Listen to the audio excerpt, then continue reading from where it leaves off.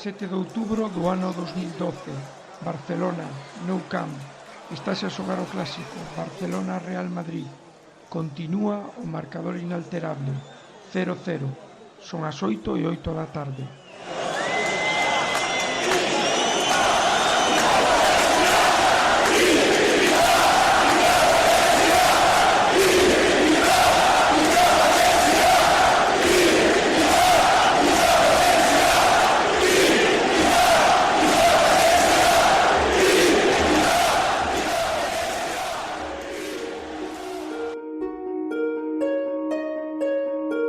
Facemos historia. Un percorrido sonoro a través do tempo. Un podcast para quen gostan da historia. Unha viaxe no tempo desde Galiza e en galego.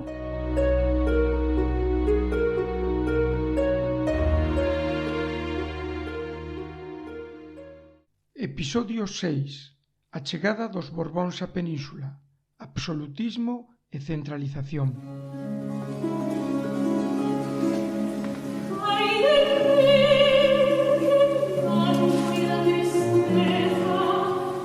Boas, son José Antonio Martínez e douvos a benvida a este novo episodio de Facemos Historia.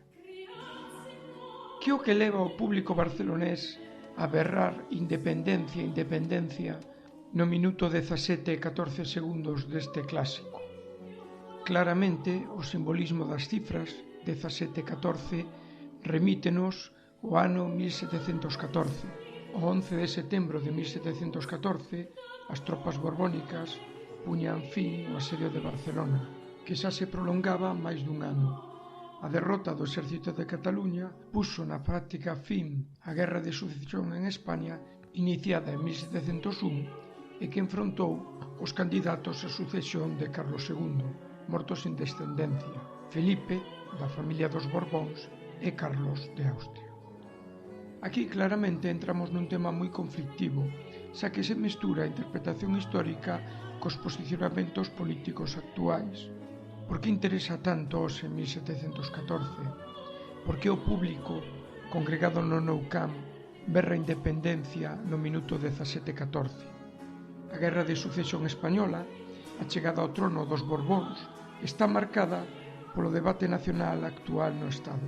Un mismo feito é analizado desde posicionamentos enfrontados, non só historiográficos, sino que teñen que ver moito cos seus posicionamentos vitais e políticos actuais. É España unha nación? Que é unha nación? Dende cando podemos dicir que España é unha nación? Sabedes que hai quen defende que España é unha nación dende os reis católicos. A unidade nacional partiría así dende principios da Idade Moderna. Mais hai quen defenden que o concepto de unidade nacional é un concepto contemporáneo. Ao longo da Idade Moderna non se pode falar de unha unidade nacional, sino que estaríamos ante unha diversidade de reinos na península, que chegaría até os Borbóns. Un mesmo monarca reinaría sobre reinos, nacións diferentes. Este sería un posicionamento próximo a unha visión plurinacional do Estado.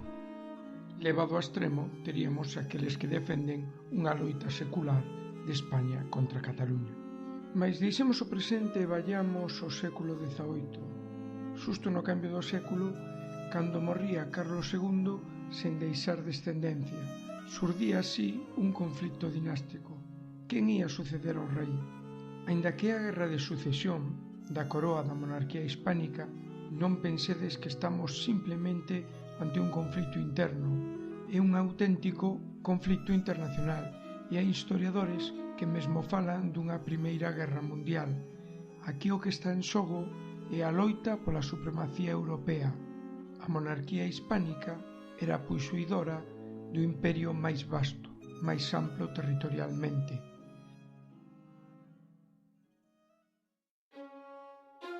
Facemos historia. Unha viaxe no tempo.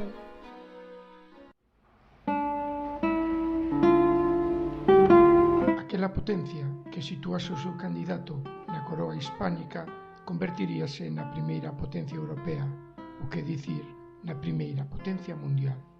Deste xeito, contra a Francia de Luís XIV, a gran potencia europea do seu tempo, que presenta como candidato a coroa a Felipe, surdirá unha grande alianza asinada en 1701 entre Austria, Inglaterra, Holanda e Dinamarca, que defenderán a Carlos da Casa dos Austria como candidato a coroa hispánica, así como un medio para frear a expansión do poderío francés en Europa. A sinatura dos tratados de Utrecht-Rastatt por parte das potencias beligerantes non só poñen fin á guerra, confirmando a suba ao trono do candidato borbónico Felipe, senón que marcan a decadencia definitiva da coroa española no ámbito internacional, mais sobre todo a reorganización do mapa político europeo, e non só europeo, senón tamén mundial, o entrar nos intercambios os territorios que as potencias europeas tiñan nas colonias, como é o caso de Canadá, onde os franceses van ceder parte do seu territorio aos ingleses para permitir o acceso de Filipe á coroa hispánica. Mais a Guerra de Sucesión tamén foi un conflito interno, unha auténtica guerra civil, onde se van enfrontar os partidarios dun sucesor Borbón, postura mayoritaria no Reino de Castela, contra os defensores e partidarios dun sucesor da Casa dos Austrias, postura mayoritaria na Coroa de Aragón e sobre todo en Cataluña, coa que abrimos este episodio. A chegada ao trono de Felipe V e da dinastía Borbón aos reinos de España supón a implantación do absolutismo na coroa española e unha política decidida de uniformización territorial, ao xeito francés. A través dos decretos de nova planta aprobados polo rei Felipe V no ano 1707, cando o conflito bélico aínda estaba aberto, o rei impón o modelo do sistema administrativo de Castela para o conxunto dos seus territorios, así como o castelán como lingua para toda a administración. Hai quen entende que esta imposición e anulación dos foros e institucións dos territorios da Coroa de Aragón era unha resposta ao que Felipe consideraba unha traición de Cataluña, que apoiaba abertamente o candidato austríaco para suceder a Carlos II. Sexa como for, o rei impón o modelo castelán e busca uniformizar todo o territorio, eliminando a diversidade administrativa existente nos reinos da coroa hispánica durante toda a Idade Moderna.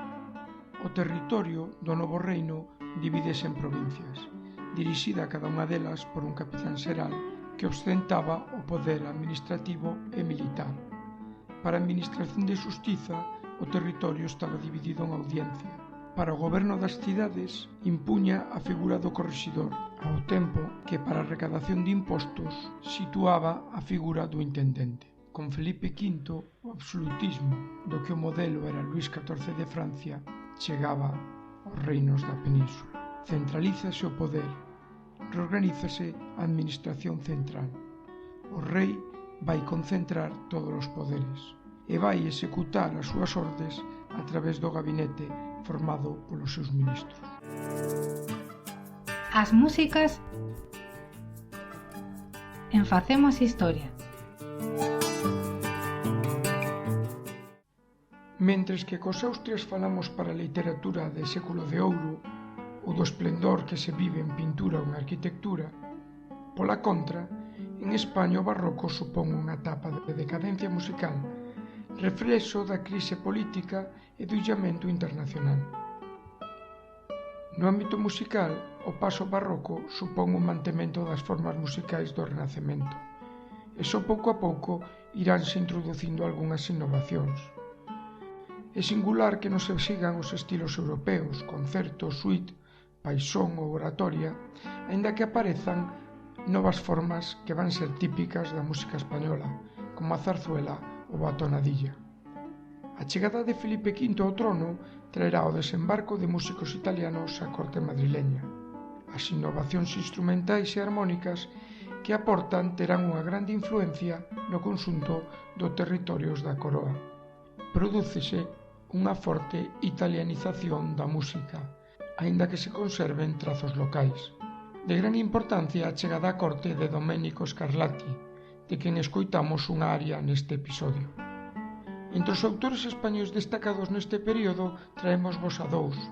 Para o século XVII, a Gaspar Sanz, que simplifica a particularidade da música instrumental española, co peso que tivo a guitarra tanto na música popular como na culta.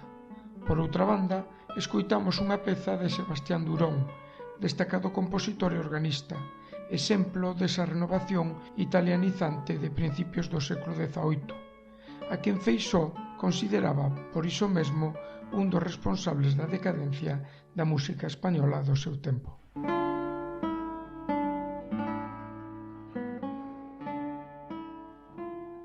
E que pasou no noso país? Non nos esquecimos de Galiza neste episodio.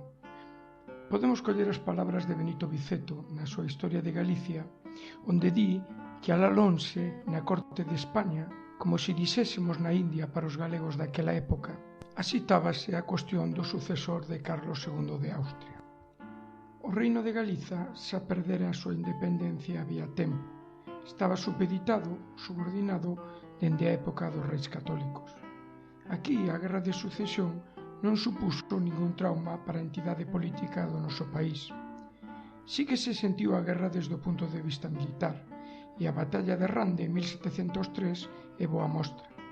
A desfeita da frota hispano-francesa en plena ría de Vigo non só vai supor a perda da cuantiosa carga que viña de América, senón que vai afectar o comercio coas colonias nos seguintes anos. Viceto, moi crítico con todo o que ten que ver coa supeditación política da nosa terra, non deixa de recoñecer as melloras que se produciron no noso país nesta época, destacando o desenvolvemento do ferrol, que se converte nun dos referentes da Mariña Real do Estado borbónico. Ao igual que outros territorios, Galicia sumouse a nova reorganización administrativa, creándose en 1716 a Intendencia Xeral de Galicia, levada por José Antonio de Orcasitas. Facemos historia. Unha viaxe no tempo. Do Felipe V de 1714 ao Felipe VI de 2016. A xefatura do Estado segue nas mans dun membro da dinastía borbónica. Mais moitas cousas aconteceron desde principios do século XVIII. Mais iso é outra historia, ou a mesma, mais noutro episodio. Por certo, nese partido do 7 de outubro do ano 2012, despois dun disputado choque, o resultado foi 2-2, goles de Messi e de Cristiano. Como non? Se gostas da historia, se pasaches un bo rato ouvindo este episodio, lembra que podes nos seguir a escoitar a través das nosas contas en Spreaker, iVoox ou ben en iTunes, na conta de Facemos Historia. Podes visitar o noso blog, facemoshistoria.wordpress.com, onde atoparás as referencias deste episodio. Non dubidedes en vos suscribir ao noso podcast en calquera das plataformas indicadas ou a través da nosa canle de YouTube. Non te perdas a nosa cita semanal e, como non, se queres contactar con nós para calquera tipo de consulta ou suxestión, podes facelo a través do noso correo electrónico facemoshistoria@gmail.com ou da nosa conta en Twitter @facemoshistoria. Agradecendo a vosa atención, despedímonos até o próximo episodio.